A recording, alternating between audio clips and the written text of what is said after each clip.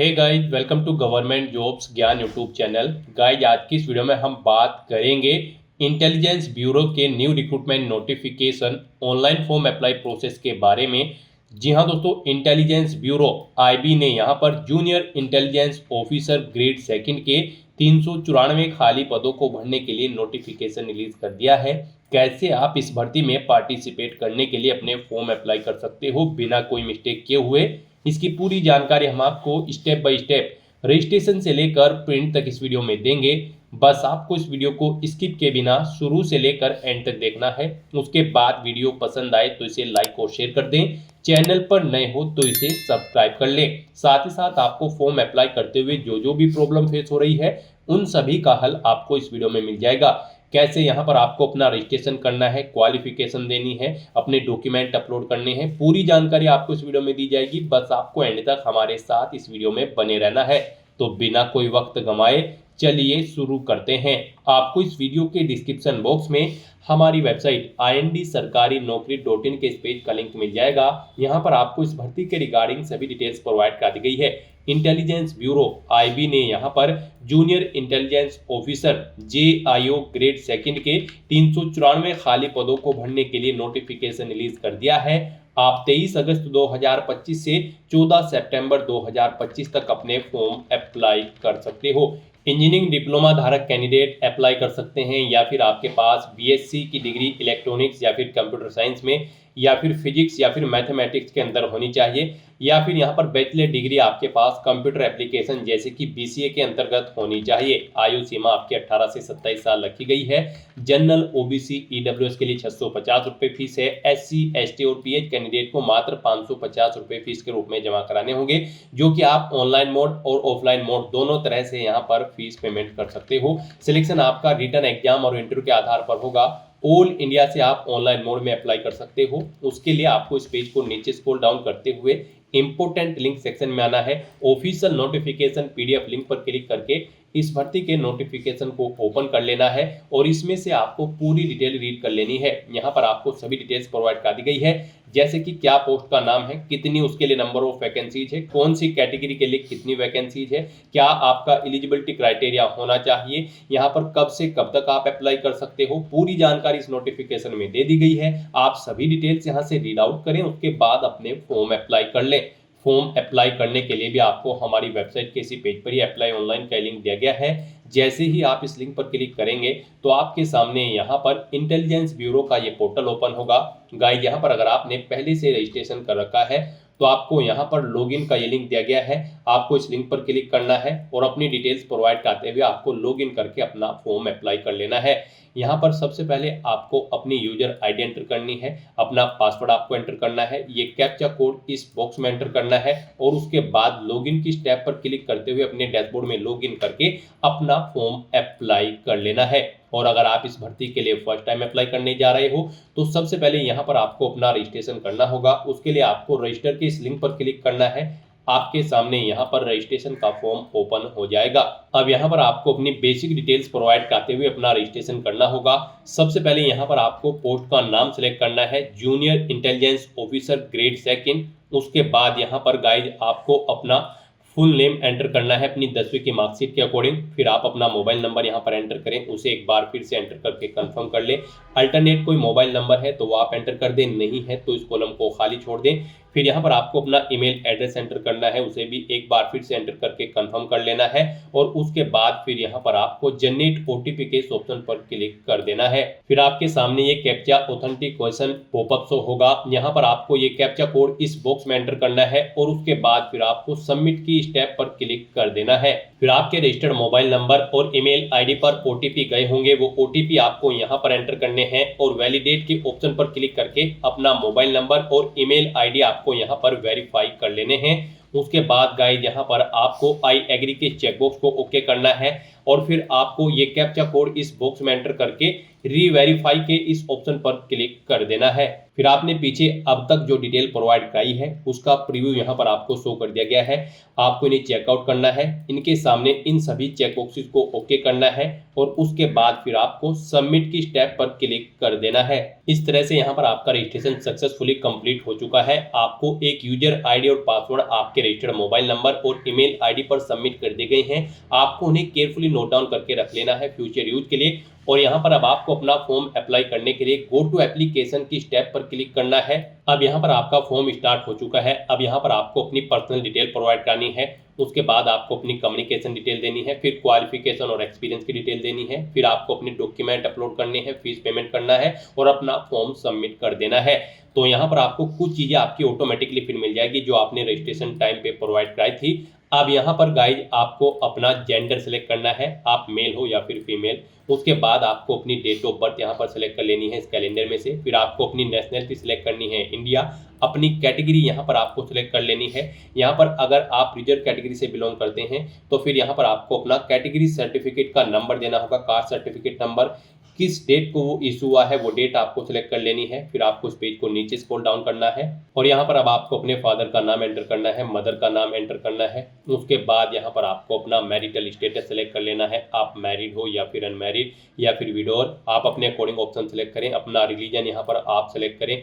फिर यहाँ पर आपको अपनी टैक्स सिटी प्रेफरेंस देनी है। यहाँ पर आपको 5 चॉइसेस दी गई है। यहाँ पर आप पहले स्टेट सेलेक्ट करें, उसके बाद सिटी सेलेक्ट करें। इस तरह से आपको 1 बाय 1 करके यहाँ पर आपको अपनी 5 टेस्ट सिटी सेलेक्ट कर लेनी है अपनी चॉइस के अकॉर्डिंग।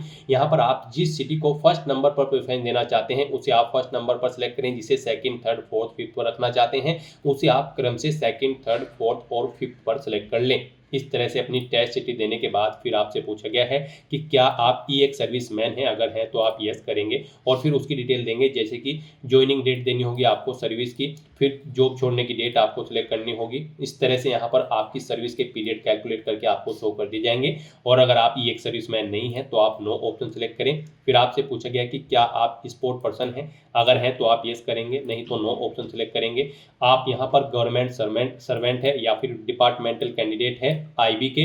अगर हैं तो आप यस करेंगे और फिर आप अपनी एम्प्लॉय आईडी देंगे, एम्प्लॉयर नेम देंगे, ज्वाइनिंग डेट सेलेक्ट करेंगे सर्विस की और फिर इस तरह से यहाँ पर आपकी टोटल सर्विस पीरियड कैलकुलेट करके आपको शो कर दी जाएंगे आपकी ज्वाइनिंग डेट के अकॉर्डिंग। और अगर आप यहाँ पर गवर्नमेंट सर्वेंट या फिर डिपार्टमेंटल कैंडिडेट नहीं है तो आप नो ऑप्शन सेलेक्ट करें। उसके बाद गाइस यहाँ पर आपको सेव एंड नेक्स्ट के इस ऑप्शन पर क्लिक कर देना है। नेक्स्ट यहाँ पर आपको अपनी कम्युनिकेशन डिटेल देनी है। यहाँ पर आप अपना कोरोस्पोंडेंस एड्रेस एंटर करें। उसके बाद यहाँ पर आप अपना परमानेंट एड्रेस एंटर करें। और गाइस अगर आपका परमानेंट एड्रेस आपके कोरोस्पोंडेंस एड्रेस के अकॉर्डिंग सेम है तो यहाँ पर आप each permanent address same as correspondence address में यस के इस रेडियो बटन पर क्लिक कर दें। ऑटोमेटिकली आपका परमानेंट एड्रेस आपके कोरोस्पोंडेंस एड्रेस के अकॉर्डिंग फिल हो जाएगा। और फिर गाइस यहाँ पर आपको सेव एंड नेक्स्ट के ऑप्शन पर क्लिक कर देना है। नेक्स्ट यहाँ पर आपको अपनी क्वालिफिकेशन और एक्सपीरियंस की डिटेल प्रोवाइड करनी है।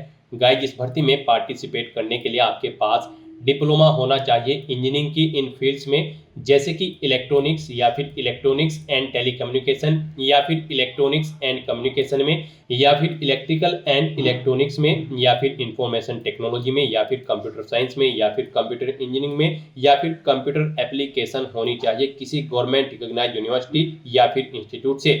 या फिर यहाँ पर आपके पास बैचलर डिग्री होनी चाहिए साइंस के अंतर्गत विद इलेक्ट्रॉनिक्स या फिर कंप्यूटर साइंस या फिर फिजिक्स या फिर मैथमेटिक्स में किसी गवर्नमेंट रिकॉग्नाइज्ड यूनिवर्सिटी या फिर इंस्टीट्यूट से। या फिर कैंडिडेट के पास यहाँ पर बैचलर डिग्री होनी चाहिए कंप्यूटर एप्लीकेशन में किसी गवर्नमेंट रिकॉग्नाइज्ड यूनिवर्सिटी या फिर इंस्टीट्यूट से।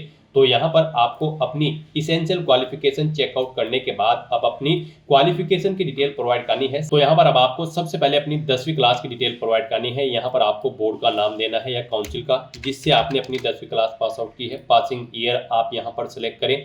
उसके बाद स्कूल, कॉलेज या इंस्टीट्यूट का नाम दें। फिर यहाँ पर आप अपना सब्जेक्ट कॉम्बिनेशन एंटर करें। आपके पास 10वीं में कॉमर्स थी, आर्ट थी या फिर साइंस था, आप वो यहाँ पर एंटर करें। फिर आप बताएं आप पास आउट है या फिर फेल। पास होना आपका जरूरी है। फिर आपको बताना है आपका जो रिजल्ट का मोड था वो परसेंटेज में था या फिर सीजीपीए में। सीजीपीए में अगर था तो यहाँ पर आपने कितना सीजीपीए ऑब्टेन किया है वो आप एंटर करें। परसेंटेज में था तो आप परसेंटेज ऑप्शन सेलेक्ट करें और अपनी परसेंटेज यहाँ पर आप एंटर कर दें जितने परसेंट मार्क्स आपने 10वीं में ऑब्टेन किए हैं। ऐसे ही यहाँ पर आपको अपनी 12वीं क्लास की डिटेल देनी है। यहाँ पर भी आपको बोर्ड का नाम देना है जिससे आपने अपनी 12वीं क्लास पास आउट की है। पासिंग ईयर यहाँ पर आपको सेलेक्ट कर लेना है।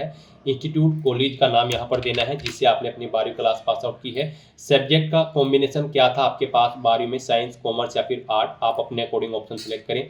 आप अपना क्वालिफाइड स्टेटस बताएं, आप पास आउट थे या फिर फेल। उसके बाद यहाँ पर आपको बताना है आपका रिजल्ट परसेंटेज में था या फिर सीजीपीए में। परसेंटेज में था तो यहाँ पर आप अपनी परसेंटेज एंटर करें, सीजीपीए में था तो आप अपना सीजीपीए दें। फिर यहाँ पर आपको अपनी इसेंशियल क्वालिफिकेशन की डिटेल देनी है, यानी कि इस भर्ती में पार्टिसिपेट करने के लिए जो रिक्वायर्ड क्वालिफिकेशन है उसकी डिटेल आपको देनी है। यहाँ पर आपको सबसे पहले क्वालिफिकेशन का नाम सेलेक्ट करना है। आपके पास डिप्लोमा है इंजीनियरिंग में, या फिर बैचलर डिग्री है साइंस में, या फिर बैचलर डिग्री है आपके पास कंप्यूटर एप्लीकेशन में, या फिर आपने कोई हायर क्वालिफिकेशन कर रखी है रिलेवेंट फील्ड के अंतर्गत। आप यहाँ पर अपनी चॉइस के अकॉर्डिंग आपके पास जो भी डिग्री या फिर डिप्लोमा है वो यहाँ पर आप सेलेक्ट करें और उसकी डिटेल यहाँ पर आप प्रोवाइड करा दें। उसके बाद यहाँ पर आपको अपनी डिग्री या फिर डिप्लोमा सेलेक्ट करने के बाद आपको स्पेशलाइजेशन देना है, किस में आपने अपनी ये डिग्री या फिर डिप्लोमा पास आउट किया है। उसके बाद आपको इंस्टीट्यूट, कॉलेज या फिर यूनिवर्सिटी का नाम देना है जिससे आपने पास आउट किया है। फिर यहाँ पर आपको इंस्टीट्यूट या कॉलेज या फिर यूनिवर्सिटी की सिटी देनी है जहाँ से आपने पास आउट किया है, उसका स्टेट देना है। फिर आपको मंथ और ईयर ज्वाइनिंग के यहाँ पर सेलेक्ट करने हैं, कब आपने ये कोर्स या डिग्री या फिर डिप्लोमा ज्वाइन किया था। फिर यहाँ पर आपको पासिंग मंथ और ईयर सेलेक्ट कर लेने हैं। फिर आपको बताना है आप पास आउट हो या फिर फेल, यहाँ पर आपका पास होना जरूरी है। फिर यहाँ पर आपको बताना है आपके जो रिजल्ट आया है वो परसेंटेज में है या फिर सीजीपीए में। आप यहाँ पर अपने अकॉर्डिंग ऑप्शन सेलेक्ट करें। परसेंटेज है तो आप परसेंटेज यहाँ पर एंटर करें, सीजीपीए में आपका रिजल्ट है तो सीजीपीए यहाँ पर आप एंटर कर दें। इस तरह से आपको अपनी इसेंशियल क्वालिफिकेशन की डिटेल प्रोवाइड करा देनी है। उसके बाद अगर आपने कोई एडिशनल क्वालिफिकेशन कर रखी है तो उनकी डिटेल्स यहाँ पर आप प्रोवाइड करा सकते हैं। इस तरह से आपको यहाँ पर अपनी क्वालिफिकेशन की डिटेल दे देनी है। फिर आपसे पूछा गया कि क्या आपको फॉरेन या फिर लोकल लैंग्वेज की नॉलेज है, अगर है तो आप यस करेंगे, लैंग्वेज का नाम देंगे जिसकी नॉलेज आपको है, नहीं है तो आप नो ऑप्शन सेलेक्ट करेंगे। फिर यहाँ पर आपसे पूछा गया कि क्या आपको कोई वर्क एक्सपीरियंस है, अगर है तो आप यस करेंगे और फिर यहाँ पर अपने एक्सपीरियंस की डिटेल देंगे। ऐड न्यू रो के इस लिंक पर क्लिक करेंगे। उसके बाद यहाँ पर आपको ये कॉलम शो होगा, यहाँ पर आपको अपने एक्सपीरियंस की डिटेल देनी है। यहाँ पर आपको ऑर्गेनाइजेशन का नाम देना है जिसमें कार्य करने का आपको एक्सपीरियंस है। ऑर्गेनाइजेशन का टाइप सेलेक्ट करना है, वो प्राइवेट है या फिर गवर्नमेंट। पोस्ट का नाम देना है जिस पोस्ट पर आप कार्यरत थे, कब से आपने जॉब स्टार्ट की है वो डेट सेलेक्ट करें, कब छोड़ी है वो डेट सेलेक्ट करें, अपना पे स्केल यहाँ पर दें और अपने एक्सपीरियंस की डिटेल यहाँ पर आप ऐड कर दें। इस तरह से आपको अपनी एक्सपीरियंस की डिटेल यहाँ पर दे देनी है। अगर आपको इससे ज़्यादा जगह वर्किंग एक्सपीरियंस है तो आप दोबारा से ऐड न्यू रो के इस लिंक पर क्लिक करें। सेम ऐसे ही एक सेक्शन आपके सामने और शो होगा और उसमें आप अपने एक्सपीरियंस की डिटेल प्रोवाइड करा दें। और गाइस यहाँ पर अगर आपको वर्किंग एक्सपीरियंस नहीं है तो सिंपली यहाँ पर आप नो ऑप्शन सेलेक्ट करेंगे। फिर आपको अपने एक्सपीरियंस के आगे की कुछ भी डिटेल फिल नहीं करनी है। इस तरह से यहाँ पर आपको अपनी क्वालिफिकेशन और एक्सपीरियंस की डिटेल कंप्लीट करने के बाद फिर आपको सेव एंड नेक्स्ट की स्टेप पर क्लिक कर देना है। नेक्स्ट यहाँ पर आपको अपना फोटो और सिग्नेचर अपलोड करने हैं और फीस पेमेंट करना है। तो यहाँ पर आपको अपना फोटो और सिग्नेचर अपलोड करने के लिए क्लिक हियर टू अपलोड के इस ऑप्शन पर क्लिक करना है और फोटो के सामने फोटो और सिग्नेचर के सामने आपको सिग्नेचर के क्लिक हियर टू अपलोड के ऑप्शन पर क्लिक करना होगा। फिर आपके सामने कुछ इस तरह से पॉपअप होगा। यहाँ पर आपको आपके इन डॉक्यूमेंट्स को अपलोड करने के लिए गाइडलाइन दी गई है, इनके अकॉर्डिंग आपको अपना फोटो और सिग्नेचर अपलोड करने हैं। फोटो यहाँ पर आपका 100 KB से 200 KB के बीच में होना चाहिए। पासपोर्ट साइज फोटो आपका होना चाहिए। वाइट बैकग्राउंड आपके फोटो का होना चाहिए। ये जेपीजी या फिर जेपीईजी फॉर्मेट में होना चाहिए और यहाँ पर डायमेंशन इसकी 3.5 सेंटीमीटर इंटू 4.5 सेंटीमीटर होनी चाहिए। तो अपना फोटो अपलोड करने के लिए आपको draw files here slash browse to upload के ऑप्शन पर क्लिक करना है, फाइल को सिलेक्ट कर लेना है और अपना फोटो आपको यहाँ पर अपलोड कर देना है। उसके बाद आपको अपने सिग्नेचर अपलोड करने हैं, उसके लिए भी आपको क्लिक हियर टू अपलोड के ऑप्शन पर क्लिक करना है। सिग्नेचर यहाँ पर आपके 80 KB से 150 KB के बीच में होने चाहिए। जेपीजी या फिर जेपीईजी फॉर्मेट में आपके सिग्नेचर होने चाहिए। व्हाइट पेपर पर ब्लैंक इंक पेन से यहाँ पर आपको अपने सिग्नेचर करने हैं। सिग्नेचर अपलोड करने के लिए भी आपको draw file here slash browse to upload के इस ऑप्शन पर क्लिक करना है, फाइल को सिलेक्ट कर लेना है और अपने सिग्नेचर को यहाँ पर आपको अपलोड कर देना है। गाइस यहाँ पर अगर आपका फोटो सिग्नेचर का साइज कम या ज़्यादा है तो आप उसे दी गई गाइडलाइन के अकॉर्डिंग सेट कर सकते हो। ये कोई रॉकेट साइंस नहीं है। आपको गूगल पर जाना है, इमेज रिसाइजर टाइप करना है, मल्टीपल ऑनलाइन वेबसाइट ओपन होंगी, वहाँ पर किसी भी वेबसाइट को आप ओपन करें, अपना फोटो या सिग्नेचर जिसका भी साइज आपको दी गई गाइडलाइन के अकॉर्डिंग सेट करना है उसे वहाँ पर अपलोड करें और उसका साइज सेट करके उसे डाउनलोड करके फिर यहाँ पर आप अपलोड कर दें। इस तरह से अपना फोटो सिग्नेचर अपलोड आपको यहाँ पर कर देने हैं, उन्हें व्यू कर लेना है। फिर आपको पेज को नीचे स्क्रॉल डाउन करना है। उसके बाद यहाँ पर आपको आपकी कैटेगरी के अकॉर्डिंग एप्लीकेशन फीस का अमाउंट शो कर दिया जाएगा। गाइस यहाँ पर अगर आप जनरल ओबीसी ईडब्ल्यूएस कैंडिडेट हैं तो आपको 650 रुपये फीस जमा करानी होगी। SC ST PH कैंडिडेट हो तो आपको मात्र 550 रुपये यहाँ पर फीस जमा करानी होगी। तो आपको आपकी कैटेगरी के अकॉर्डिंग यहाँ पर एप्लीकेशन फीस का अमाउंट शो कर दिया गया है। अब आप पेमेंट कोड यहाँ पर सिलेक्ट करें ऑनलाइन, उसके बाद डिक्लेरेशन सेक्शन में आए, इन सभी चेकबॉक्सेस को रीड करने के बाद इन डिटेल्स को, इन चेकबॉक्सेस को ओके कर दें। उसके बाद आप यहाँ पर इस कैप्चा कोड को इस बॉक्स में एंटर करें और फिर आप प्रीव्यू के इस ऑप्शन पर क्लिक करके अपने एप्लीकेशन फॉर्म का प्रीव्यू चेकआउट कर ले। कहीं पर कोई मिस्टेक है तो आप बैक बटन पर क्लिक करके एडिट कर सकते हो, और अगर सभी चीज़ें ओके हैं तो बस यहाँ पर अब आपको सबमिट के ऑप्शन पर क्लिक कर देना है।